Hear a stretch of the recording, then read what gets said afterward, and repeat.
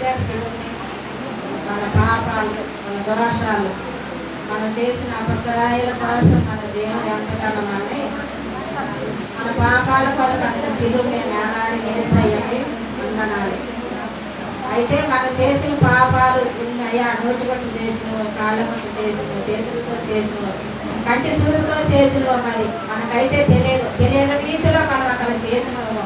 ఆ దేవుడికి అన్నీ తెలుసు. తెలిసి కూడా మన క్షమించి మన కొరకు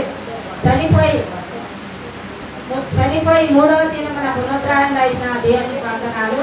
మన పాపాలు, మన శాపాలు కొరకు దేవుడు ఎంతగానో జ్ఞానాన్ని బలిగా ఇచ్చిన దేవుని వందనాలు. అయ్యా, ఒకటిదాకా 40 దెబ్బలు పొందారంటే అది ఎవరి కోసం? మన కోసం. మరి ఎర్రని అగ్గిలోని పలుగురాళ్ళు గుట్ట మీద నడిపించిన ఆ దేవుడు ఎందుకోసం నడిపించారు? మన శాపాలు, మన పాపాల కోసం. మరి చనిపోయి లేచిండంటే, ఇలా తిరిగి లేచిండంటే ఇదిగో మన కోసం వచ్చింది ఆ దేవుడు.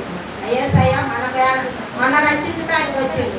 మనందరం కూడా ఆయన కొరకులు మనం ప్రార్థించే, మనం కలిగి ఉండాలని, మన లోకంలో పడిపోకుండా, లోకం సారా ఉండకుండా దేవుళ్ళు ఎదగాలని దేవుడు మన కొరకు ప్రాణం పెట్టి అది చనిపోయి 3వ దినాలు లేచింది కదా. ఆఖరి రక్త బొట్టు వరకు కూడా మన కొరకు మన కాల్చిందని మనం గుర్తుంచుకొని దేవుడి కొరకే మనం జీవించాలని, మన జీవితాంతం మన రాకడ పర్యంతరం వరకు కూడా ఆయన కొరకు జీవించాలని, మనకి ఎంతో ప్రాణత్యాగం చేసిన దేవుడికి మనం బతికినంతకాలం మనం స్థుతించడమే మనకు ధన్యత. మరి అదొకటి మనం గుర్తుంచుకోవాలా. దేవుడు ఎంతగానో మనం జీవించి ఆశీర్వదించింది కాగా, అదే రీతిగా దేవుడు 2వ మాటగా నాకు ఇచ్చిన మాటనే,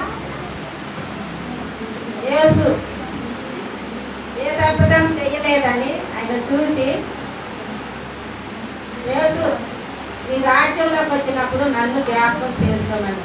అందుకు ఆయన నీవు నాతో కూడా పరదేశములుందును అని నిశ్చయముగా చెప్పి ఉండను. యేసుక్రీస్తు వారు శిలువ మీద పలికిన 2వ మాట. ఈ చిన్న వాక్యం దేవుడు దీవించును గాక. ఆమేన్.